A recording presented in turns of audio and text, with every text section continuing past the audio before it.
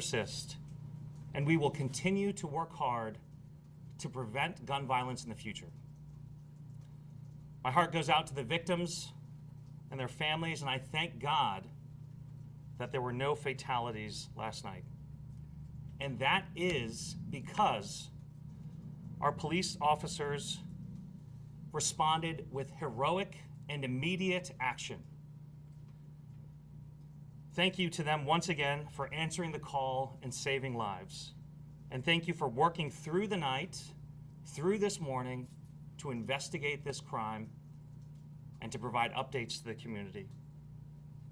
Thank you to the other first responders who stabilized victims and transported them to the hospitals. As more information becomes available, we will provide updates to the public and to the media.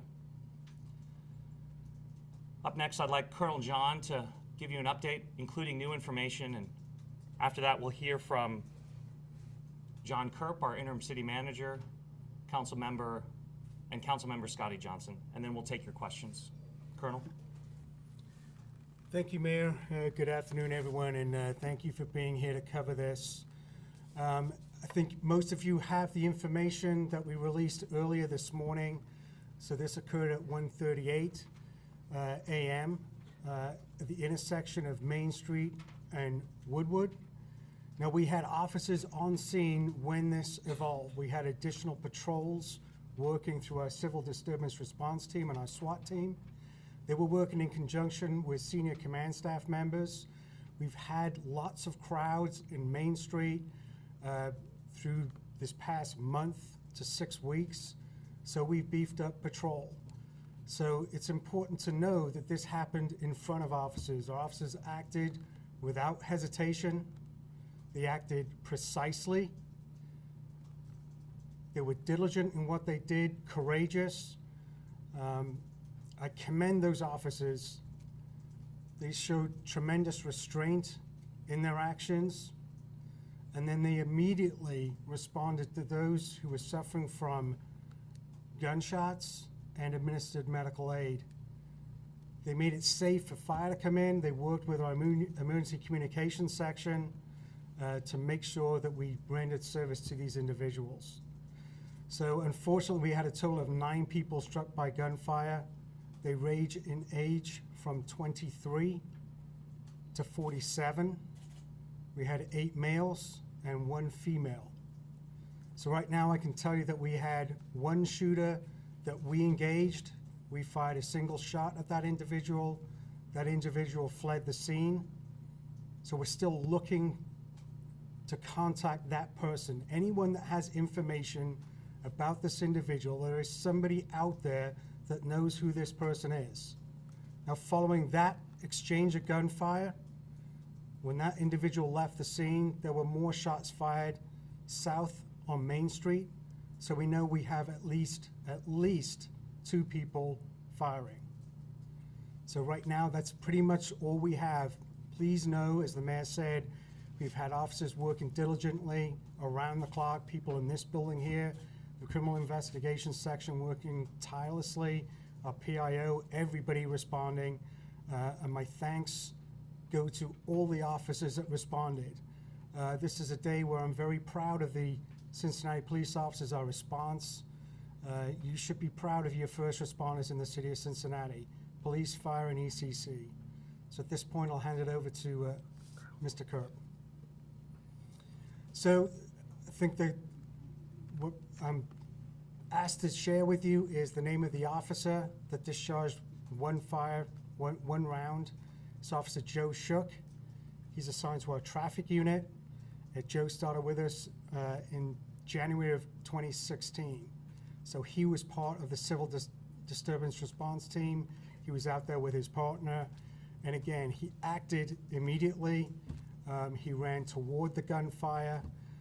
But for the actions of him, we can only imagine what type of injuries would have to people. There is no question that the actions of Officer Joe Shook and his partner saved lives. No question. So at this point, I'll hand it over to the senior manager, Mr. John Kerp.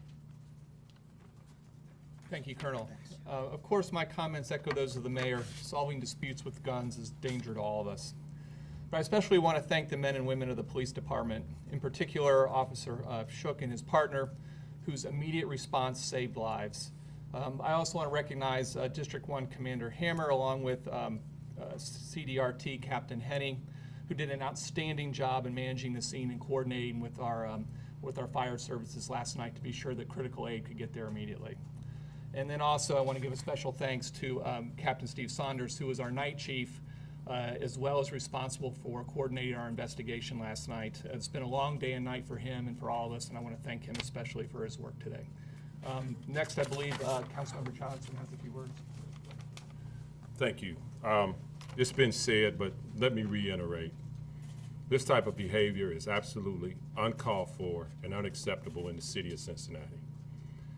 I am calling for personal accountability in this city. We want everybody to have a good time and enjoy our city. We want everybody to come downtown and have a good time. But personal accountability has to trump these ridiculous, outlandish beefs that are going on in our city.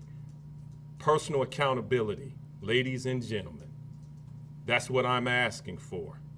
The men and women of the Cincinnati Police Department and the Fire Department, ECC, as it's already been mentioned, public services, they give it their all every single day to serve the citizens of Cincinnati. The citizens of Cincinnati, the people that live in OTR, the people that live around Main Street, the owners of the business around there do not deserve this. They don't deserve this. And it's a very few that make it bad for everybody. So personal accountability, I'm calling and asking for that. If you see something, say something. It is not snitching. It's a matter of everybody in Cincinnati being safe and enjoying our great city.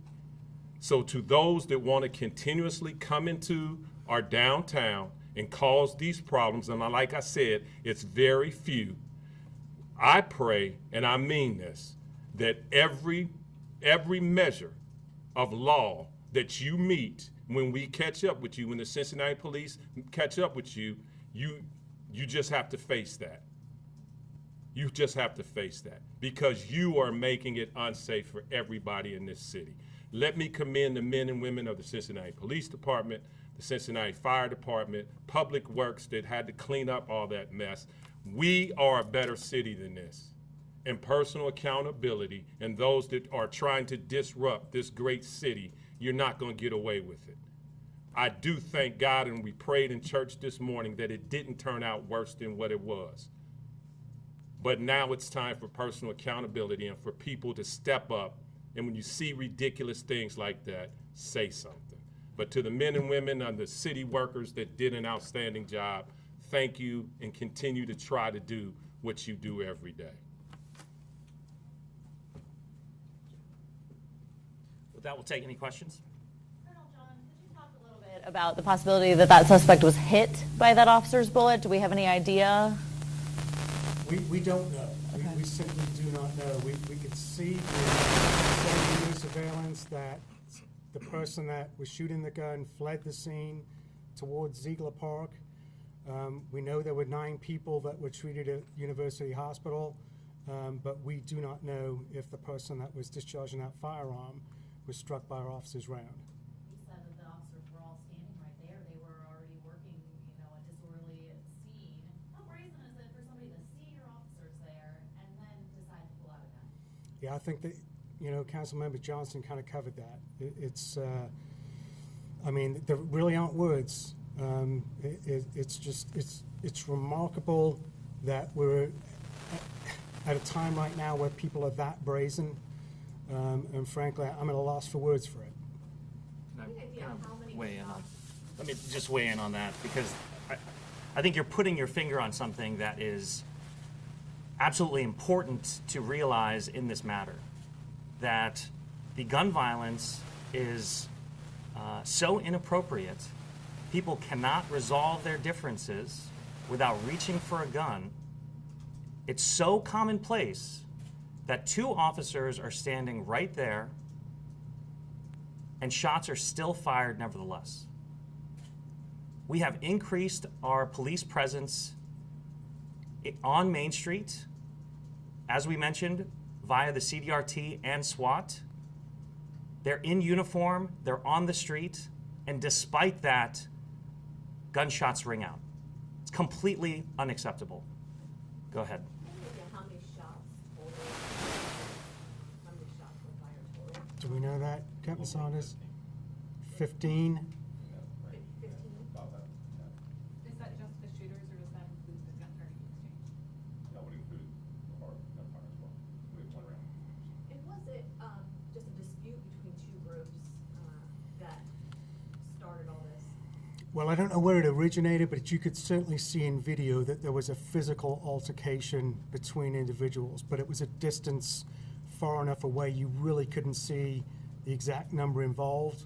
But that group broke, and then one of the individuals, obviously the person that we engaged with gunfire, began shooting at a crowd of people.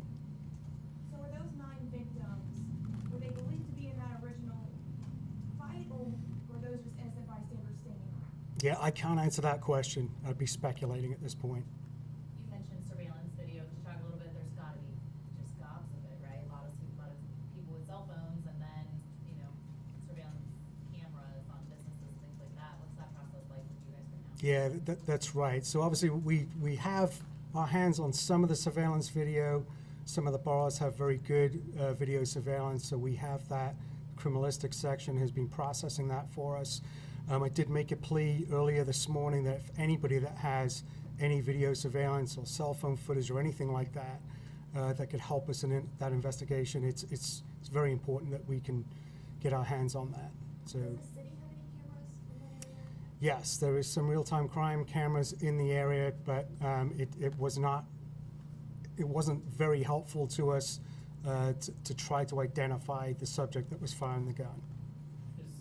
Is there, have you managed to determine if any of the people wounded, or have you eliminated all those people as potential shooter, as potential people who are firing in this situation? It's too early for me to say that, so we're still, our primary concern right now is the health of those people that were shot. Obviously, there'll be a lot of follow-up that will happen in the next 24 to 48 hours. You and the mayor both mentioned that this is kind of an area that your police have been looking at. You had a presence there before this shooting broke out. Are you thinking about changing your strategy as that problem areas? So, that's a really good question. We have a strong police presence. When you have the civil disturbance response team out there with SWAT officers, obviously supplementing what District 1 puts out on a nightly basis. It's difficult to know. You heard what the mayor said. This happened right in front of officers. We're scratching our heads really as to what we can do that's going to alter people's view. I think what Councilmember Johnson said, the plea for, people have to be responsible for their actions. I completely agree. People have to be responsible for their actions, but Cincinnati can believe that that everything is on the table, and we will work hard to make sure that this doesn't happen again on Main Street or other places in the city. Obviously, it's an incredibly challenging issue. There's more guns than people in our community right now, and with the increased inability for people to resolve their differences without reaching for a gun, it's a challenge. But nevertheless, we are going to work hard to prevent this from happening. And so we are absolutely looking at all options in that specific area and around the city in order to do just that. What other options are available that the city hasn't already tried? Is it a matter of more funding to current efforts, or are there things that maybe the city hasn't tried before that could be started? Well, I think the city's been very generous with the funding to help supplement the overtime needed to cover these gaps. So we have many more officers out working than we would, even with additional officers if they were added to the complement that we have. So, when it comes to funding, it's there. We're getting all the assistance we need from city administration. I will make this plea, though. You've heard about conflict resolution. That's our job. Call us. If you're involved in a conflict and you feel threatened, then call us to resolve it for you. There was a shooting also at the banks last night. Has it been determined that that's completely unrelated to this? We don't believe there's any link between those two shootings. Unfortunately, we've been in this position with mass shootings before, some of which have been fatal. Is there some sort of protocol that you see it has in place that you activate, calling all hands on deck, that sort of thing? Can you touch on that at all? Yeah, I can't really speak about UC's procedures, but they are phenomenal. They work incredibly closely, obviously, with fire. I can tell you this, that our officers, when they first got to the victims, were applying tourniquets. That was very important for us. We did have, obviously, a large crowd of people that were infringing on those officers. We wanted to make sure it was safe for fire to come in, so we had to move that crowd along. But obviously, adding tourniquets to an officer's regular uniform equipment is very important for us. And I know, speaking to some of the doctors, that's been very, very helpful to save lives, quite frankly. Mayor, and it's the fourth mass shooting in the area this year alone. So how frequently are you having discussions in terms of addressing Cincinnati police personnel, the amount, maybe overtime issues? Cincinnati personnel was a top priority for our most recent budget. We made a historic investment in 2 recruit classes. We passed legislation funding overtime. Our most recent strategy of increasing police presence both at the banks and Main Street costs money, and I support spending it on that. But as Colonel John just mentioned, it's not a resource issue. The shooting at the banks and the shooting at Main Street were not related, but for one thing, they both emanated from an argument. And instead of backing away or instead of having a fist fight, because of the prevalence of guns in our community, they shot at each other. It's 4 mass shootings in our region. It's completely unacceptable. And we are doing everything that we can from a resource perspective. Our law enforcement officers are up all night on the weekends in order to prevent this from happening. And despite that presence, standing right there, people are still shooting each other on Main Street. We need personal responsibility. We need people to call the police when they're having a disagreement. But we also need help to prevent the increase in guns in our community at every level of government. I got a question too, Mayor, and he can answer too if he wants to, whichever.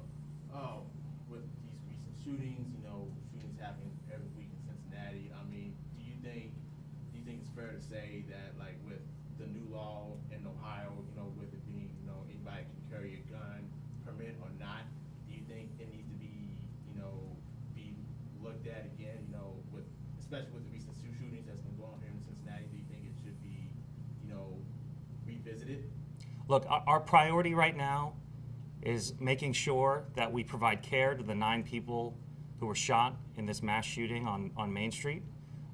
It's to make sure that this doesn't happen again. But of course, the larger conversation around guns in our community is necessary federal action and necessary state action. And I have been very clear about my disagreements with the most recent change in our concealed carry laws. But we can have that conversation at another time. Right now, we're focused on this shooting and preventing this shooting from happening again. Since the pandemic, it seems like we've seen this as at least I think I've noticed it as a new type of shooting. We've had the one at Smale Park on 4th of July last year. We had the one at Grant Park, which was a mass shooting where we just had several of these shootings where you have 2 people who decide to pull guns out. They happen to be in the middle of a huge crowd, and a bunch of people end up getting shot. That seems to be at least something that used to be very uncommon, and it seems to be getting more and more common. Can you speak to this specific type of thing and There are near misses as well. There was the shooting at Target just this year. There was a shooting at the Kroger parking lot. You know, the gun violence we're seeing is not the gun violence of the past that was concentrated around the drug trade. And this isn't unique to Cincinnati. This is all across the country. And so in addition to making sure police have resources necessary to do their job, as this council and I have done, we're also putting a lot of money through a program that was led by the MAG for mental health training. We've also provided resources for resolution of differences training.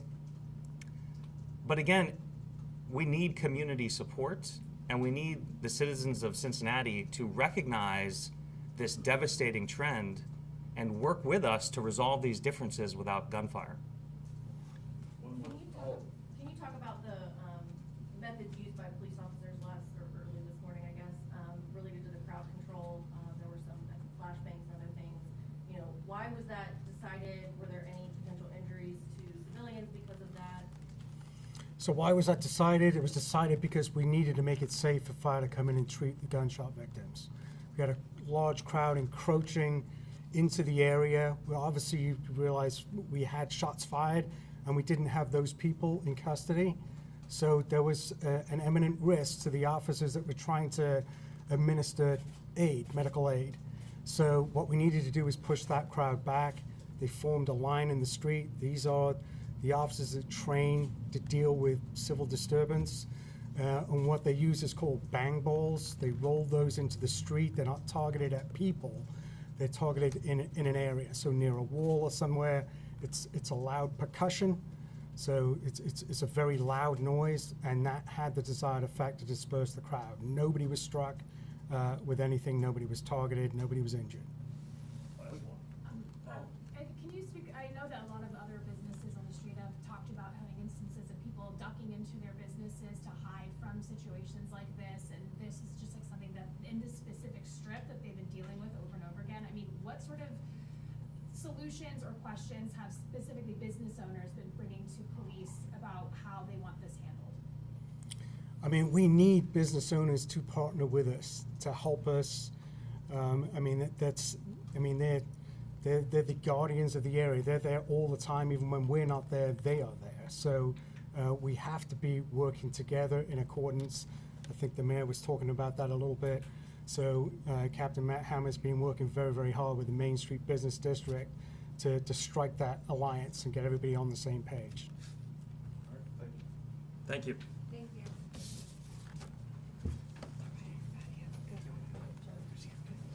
Thank you.